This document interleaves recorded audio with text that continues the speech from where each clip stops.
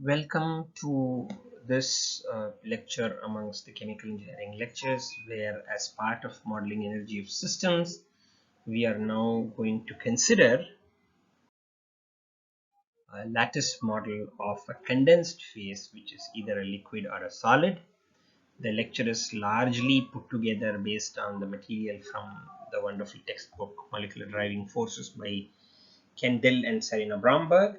We will also try and understand what vapor pressure means.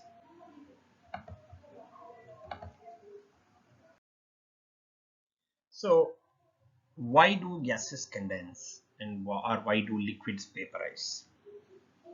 We start with this question. Consider a glass of water at room temperature and atmospheric pressure, and consider that this glass of water is left as it is and over a long period of time. So if this glass of water is left for a long time, gradually the water level in the glass decreases, and eventually the glass will dry out. This is an observation that most of us would have had, and that this vaporization of the water in the glass is an irreversible process. It is not possible for us to spontaneously condense those vapors back into the glass. Water is mostly liquid under room temperature and atmospheric pressure, but some water molecules do escape to the vapor phase. And the term vapor is typically used to denote the gas phase of substances that are typically liquids or solids at room temperature, while the term gas is typically used to denote substances that are typically gaseous at room temperature. Now, why does this vaporization occur in an irreversible manner? Simply because a molecule, if present, a water molecule, if present in the vapor phase, has far more degrees of freedom and far more multiplicity than it would if it were present in the liquid phase, and this basically results in the consequence of water molecules having the tendency to escape into the vapor phase. However, there are strong energetic interactions between the water molecules through hydrogen bonds and other van der Waals interactions at room temperature and atmospheric pressure, which force these molecules to be kept in the liquid phase itself. So the process is a very slow process, but nonetheless the process is an irreversible process. So vapor and gas, the terminology is used to distinguish between the substances that are typically liquids. You call them, when you see the vapors of them, you call them as the gas phase of them, you call them as vapors, whereas whatever substances usually present already in the gaseous state at room temperature and ambient conditions, you call them as gas, and therefore you may accidentally, for example, inhale vapors of ethanol, but you breathe the gas called air. So we asked the questions: why do liquids vaporize and why do gases or vapors condense? So this kind of a boiling condensation typically occurs under diathermal and moving boundaries, which is like a free interface. The interface between the glass of water and air is a free interface. The corresponding thermodynamic potential is Gibbs free energy. So most liquid phases are, however, incompressible, and if you take a solid phase, very almost incompressible only. And therefore, there is very minor differences between Helmholtz and Gibbs free energy of liquids, though this is not so for vapors. So a liquid that vaporizes expands in the gas phase, and thereby there is a significant difference between Helmholtz free energy and Gibbs free energy. However, if we were to consider the Helmholtz free energy for the time being, at least from the liquid state standpoint, the change in Helmholtz free energy due to the vaporization is simply delta A is delta U minus T delta S. Here T is constant because the boundary is diathermal and the system is always in thermal equilibrium with the surroundings. So let's now try and estimate what is delta U and what is delta S. So to consider change in internal energy, one has to consider what kind of potential energy changes occur. So basically at the same temperature, the difference in the A between A and G can simply be considered as the difference in the PV expansion, which is a result of it can be thought of as a result of the additional degrees of freedom that the molecules have in the vapor phase, and therefore they tend to expand out, right? And so otherwise the number of degrees of freedom, the molecular, the rotational and vibrational degrees of freedom are the same. Okay, so the additional translational degree of freedom can be captured through the PV expansion, so which we are for the time being not considering, and therefore for the change in the internal energy we consider what is the change that occurs due to changes in the potential energy, which basically means vaporization ends up breaking these secondary bonds or so-called intermolecular interactions, but it doesn't break the primary bonds. For example, if you vaporize water, water still remains H2O in the vapor phase. The covalent bond between hydrogen and oxygen is not broken. Condensation, on the other hand, of course, forms the secondary bonds which were hitherto non-existent between two water molecules. These secondary bonds could be hydrogen bonds or van der Waals interactions. In other systems, this could be dipole-dipole interactions, ion-dipole interactions, ion-ion interactions, and so on and so forth. Vaporization results in the release of stored bond energy, this secondary bond energy, which adds translational entropy to the vaporized molecules. This gain in entropy increases with increasing temperature, which of course is why when you heat your water, then there is more of a tendency for the water to vaporize.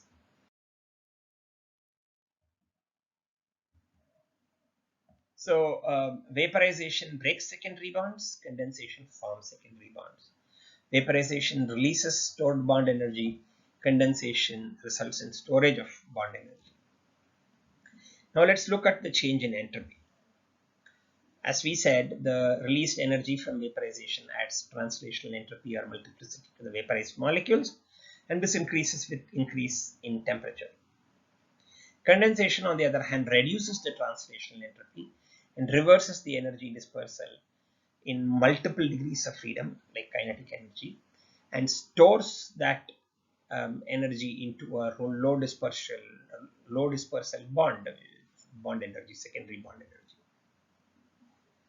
So basically, one would notice that at low temperatures, the gain in entropy is lesser.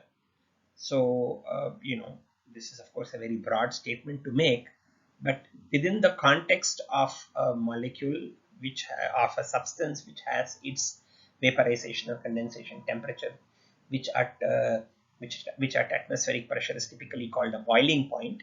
So compared to that boiling point at much lower temperatures, the energy change dominates. Vaporization is not favorable, condensation is. So you sort of lower the energy of the system. At higher temperatures, the entropy changes dominate. Okay, condensation is not favorable, vaporization is. So this is the idea behind this sort of change of phase from one expanded phase such as a gas or a vapor to a condensed phase such as a liquid or a solid.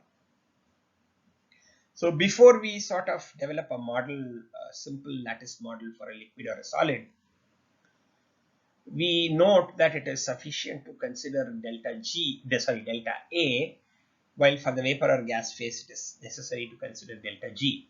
So our even though the sort of vaporization process we just discussed is occurs typically through open interfaces, free interfaces. So it's a diathermal and moving boundary.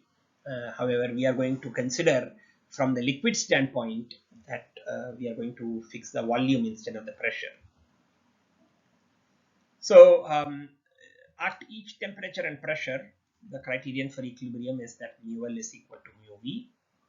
If the vapor is dilute enough to be an ideal gas, then one can write for a pure substance mu is mu naught of T plus KT ln P by P naught, which we had already obtained. in the model for ideal gas. On the other hand, we have to develop a model now for the condensed phase to obtain mu L, whether it is liquid or solid, to obtain an expression for the corresponding chemical potential of the condensed phase. So for this again, we are going to develop a lattice model, keeping in with our trend, our precedence of taking simple models, and we will further simplify and for the time being neglect the distinction between liquids and solids. So in a lattice model, what is the difference between a liquid and a solid? If you really, what is it that we are neglecting? Primarily, if you look at it, essentially we are, if one were to consider a very closed packed state for a solid, perfectly closed packed state for a solid, for a liquid, the packing is going to be much looser, and therefore the system is going to expand and occupy more volume, which can then be looked at as more number of lattice sites, with certain lattice sites being vacancies which are not filled. So there is scope for packing. There is further scope for condensation of a liquid into solidified phase, as a solid phase, right? So a lattice model that can distinguish between a solid and a liquid should consider a certain number of vacant lattice sites in case of liquid, and a lesser number in solids with no vacant sites for a closed packed system. However, when we are saying we are neglecting the distinction between liquids and solids in a lattice model, we are just going to assume that there are no vacancies. All the lattice sites available are filled. As opposed to an ideal gas, when we derived the expression for the ideal gas equation of state, we considered that very, very few lattice sites were filled. We considered distributing n particles in m lattice sites where n is much, much less than m. So here we are going to take n is equal to m essentially. So liquid and or solid is going to be modeled. There is no distinction between the two, as if quote unquote particles occupy a crystalline lattice with each site occupied by one particle and all sites fully occupied. So what is the approximation? Modeling liquids in this manner was what?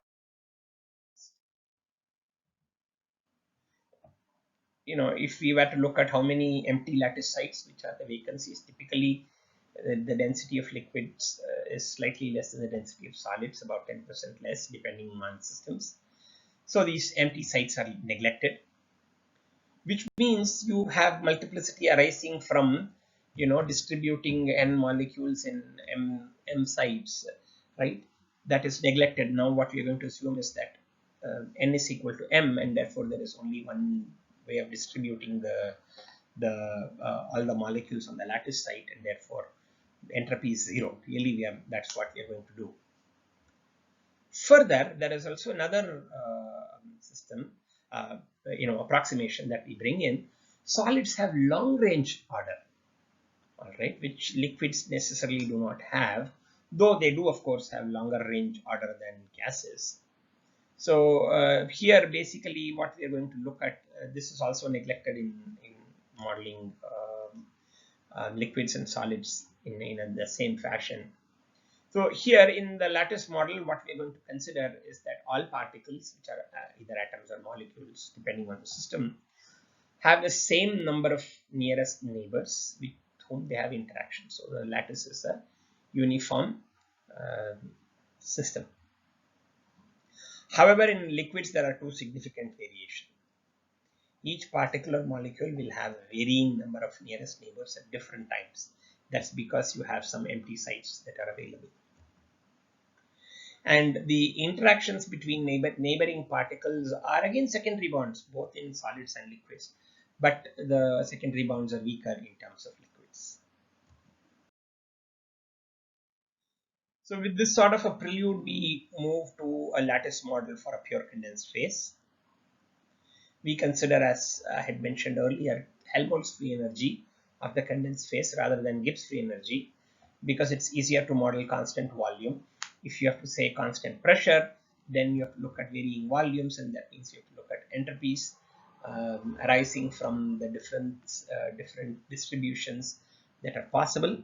For the time being, we'll keep things simple. Then later on, this approximation can be relaxed. So consider a lattice of either a liquid or a solid, whichever it is, condensed phase. So here is a picture. The translational entropy, as I discussed, is 0 because there is only one arrangement of particles in all sides of the lattice, because all sides of the lattice are occupied. This is of course an approximation. However, we can estimate entropies arising from vacancies. Later on, we can introduce certain vacancies and then calculate the translational entropy. So for the time being, we stick to this approximation. So now we turn our attention to the energies of interaction. The relevant energies for the condensed phase, especially involved in phase change, are secondary bonds. The energetics of secondary bonds are presented as a separate lecture as a prelude to van der Waals gas equation of state. Now let us consider the interaction energy between two particles in the condensed phase of this pure substance, which we call as A, for example. We denote this interaction energy as some sort of a bond energy epsilon AA, so though it pertains to some secondary bond.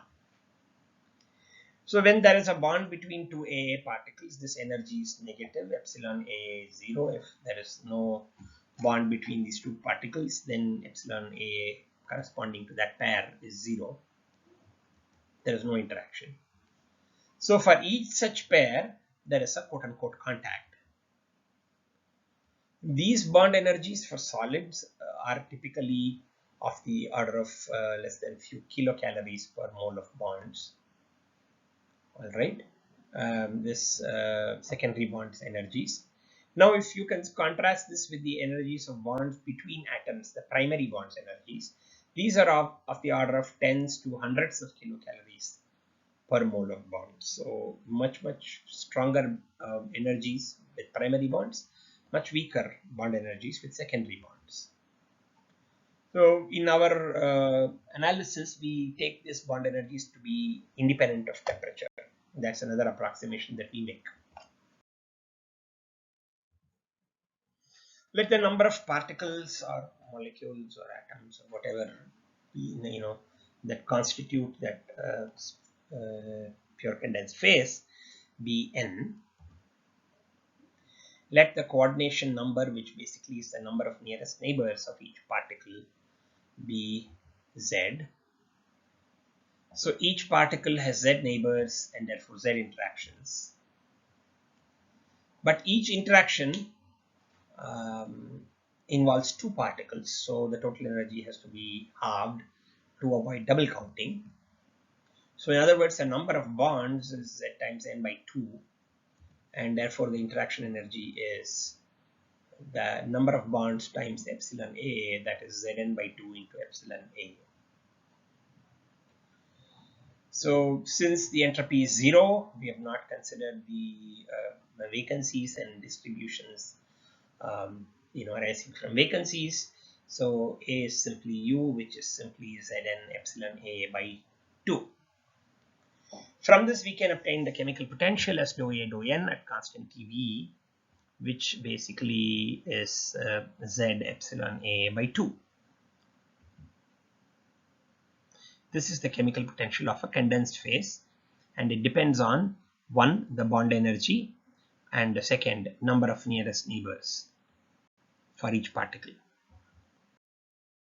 Now we turn our attention to the phase equilibrium between the condensed phase and the vaporized phase and the criterion for the same.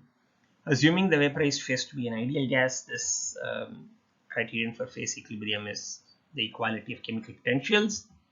The chemical potential of the vapor phase is given by the standard state chemical potential, reference chemical potential at that system temperature, plus kT ln of P by P naught. And the liquid phase condensed phase chemical potential is simply Z epsilon A by 2. Now this can be then rearranged to obtain an expression for the pressure corresponding to the temperature at which this vaporization condensation occurs. So this pressure is a function of the liquid phase chemical potential, corrected for, of course, the reference standard state of chemical potential of the gas phase at the same temperature. So note that this liquid vapor interface, so if you take a glass of water, considering the same running example, and if you look at the interface between the liquid and the air, the liquid vapor interface is always in its phase equilibrium at all temperatures, pressure in the liquid vapor region. So there is therefore a certain pressure that is generated by the vapor molecules of that particular liquid back on the liquid itself, and that pressure is a function of exponential function of temperature, right? And note that this term is negative, and therefore when the temperature increases, this pressure increases. This pressure is the vapor pressure. So the pressure exerted by vapor of the substance back on the liquid surface at the interface is given by this expression. This is called the vapor pressure.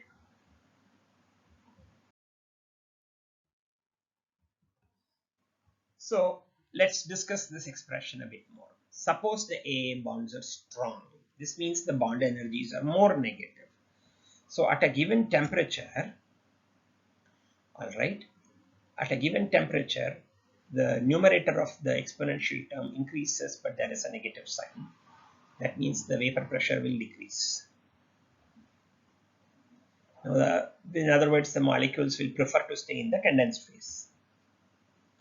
Conversely, for a fixed bond energy, if you increase the temperature, so of course the overall the quantity, the magnitude of this quantity will decrease, but there is a negative sign because this is negative and there is a negative sign here, and therefore increasing the temperature will increase the vapor pressure. This means then that the molecules will prefer to escape to the vapor phase. So this is the cause for eventually the water to evaporate into air. This is the cause of humidification of air from water bodies.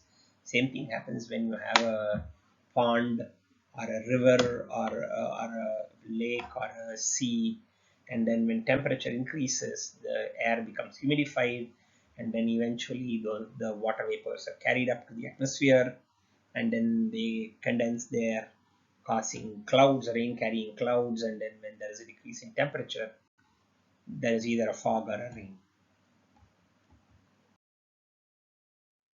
Now let us further discuss species transfer across the liquid vapor interface. What does it do to the liquid? So species transfer involving liquid vapor interface, especially in liquids, leaves vacancies or cavities because these molecules are lost to the vapor phase. So here is a liquid. One molecule is removed and it's lost to the gas phase, and therefore there is a vacancy here. These bonds, secondary bonds, are broken. Keep in mind that all these are, take for example for this molecule or this particle, these 1, 2, 3, 4 are nearest neighbors. If there were again front and back, in the third dimension, then there would be 6 nearest neighbors, and then if you have top and bottom, there would be 8 nearest neighbors.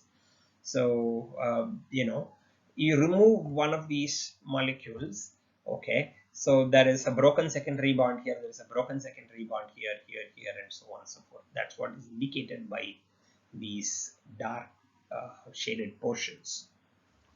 So to cause this molecule to escape into the vapor phase, one has to create these vacancies or cavities.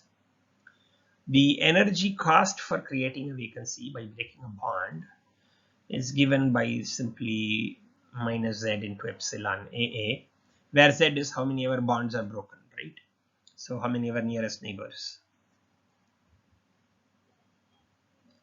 Creating basically a vacancy breaks Z by 2 bonds, okay, and of the particle, and Z by 2 bonds of the remaining particle. So essentially this Z comes from Z by 2 bonds of the leaving particle are broken and Z by 2 bonds of the remaining particles are broken. So each bond is shared by 2 particles.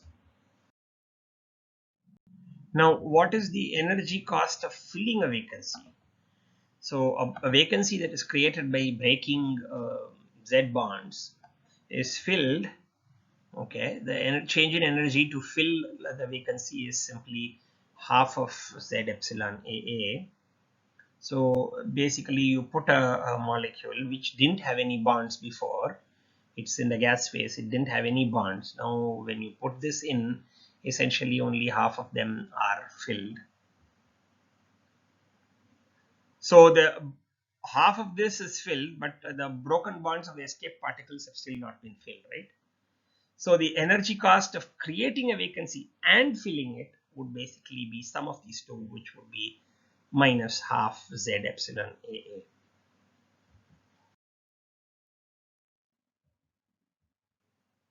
So this is the energy that has to be supplied to vaporize a single particle. In other words, this is the energy that is stored in the liquid as the bond energy per particle upon condensation of the particle. Of course, this makes sense because twice this energy is stored in a bond, two particles involved in bond formation. Recognize that this is closely connected to the chemical potential. The sign difference is about whether energy is added to or removed from the system. In this case, we are assigning the removal with a negative sign and filling with a positive sign, keeping in mind that epsilon A etc. is negative. So what have we done so far? This is a recap of pretty much what we have done so far from the beginning of this lectures on thermodynamics. We created the foundations of thermodynamic analysis. We then developed a simple model for ideal gas and mixture of such ideal gases. We then used the foundations to predict measurable properties of that ideal gas phase as well as those of ideal gas mixtures. We have now developed a simple model for condensed phase liquid or solid of a single substance. Then we ended up turning our attention to the coexistence of the condensed and vaporized phases, looked at the criterion of thermodynamic equilibrium between the two phases by equating the chemical potentials of this pure single substance in both phases and obtained an expression for vapor pressure. Right? So by eliminating the chemical potential, we obtained the relationship between the vapor pressure and temperature. And this, of course, gives rise to, which we will discuss in the second part of this lecture, what are called coexistence curves, which graphically relate the pressure and temperature. Of course, before closing, we also discussed, where does this chemical potential arise from? So it arises from the energetic cost involved in creating a vacancy and then filling it, remove a particle and then filling the vacancy that is created. With this, we come to the end of this particular lecture. Once again, thank you for listening to this lecture. If there are any questions, you may please feel free to leave the questions either on the YouTube channel or mail me through my email address on my website. Or if you are a student in one of my classes, there are other ways you can reach me. Thanks for listening to this lecture. Have a wonderful day. Thank you.